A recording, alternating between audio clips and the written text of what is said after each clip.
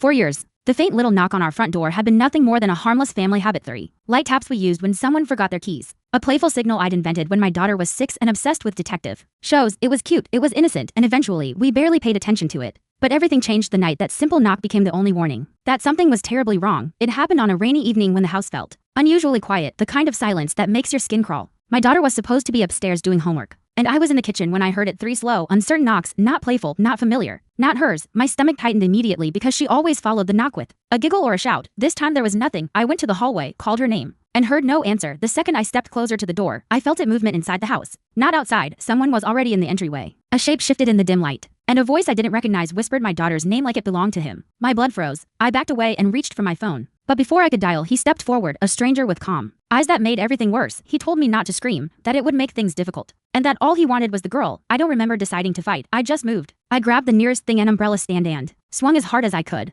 He grabbed my arm, shoved me into the wall, and suddenly we were both fighting on the floor, crashing into furniture, slipping on the rainwater he'd tracked inside. I screamed for my daughter to run, and I heard her footsteps upstairs, followed by the slam of her bedroom door. The man heard it too and snapped, throwing me aside and sprinting toward the stairs. I grabbed his leg mid-run, dragging him down the steps. He kicked, elbowed, clawed, but adrenaline kept me from letting go. He lunged again, and we crashed into the banister so hard it cracked. I could hear my daughter sobbing behind her door, whispering our emergency phrase over and over. Somehow I got on top of him, grabbing his wrist as he tried to reach into his jacket for something metallic, something he was desperate to pull out. I screamed for help so loud my throat burned, and that was the moment he realized he was losing. He tried to escape through the kitchen, but I tackled him again, slamming his hand in the pantry door until the object fell. It was a knife, not small, not something someone carries just in case. By the time neighbors burst inside after hearing the screams and the crash, the man was half conscious, pinned under the broken pantry door, and I was shaking so violently I couldn't stand. Police later told us he'd been watching the house for weeks, learning patterns, waiting for the night we'd be alone. My daughter didn't sleep for days afterward. The nightmares, the panic attacks, the sudden fear of shadows, those became part of our life for a while, but slowly, through therapy, family support, and time, she started recovering. She learned to be brave again.